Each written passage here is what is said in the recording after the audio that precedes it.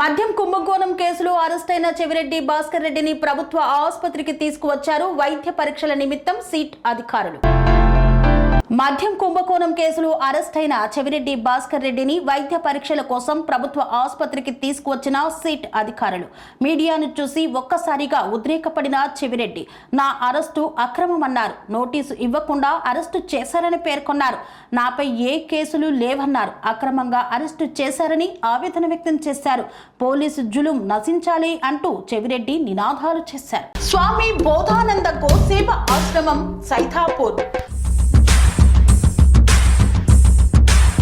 జ్యోతిష్యం, వాస్తుశాస్త్రం మన పూర్వీకులు మనకిచ్చిన వరం.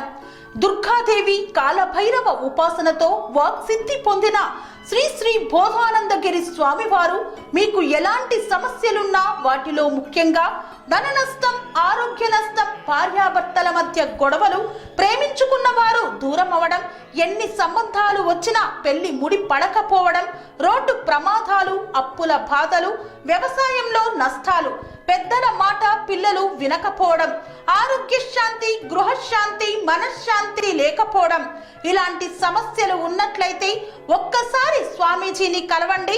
మీ సమస్యలకు తగిన పరిష్కారాన్ని పొందండి.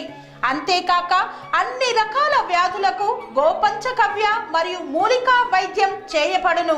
నమ్మకంతో రండి, ఆయురారోగ్యాలతో వర్ధిల్లండి.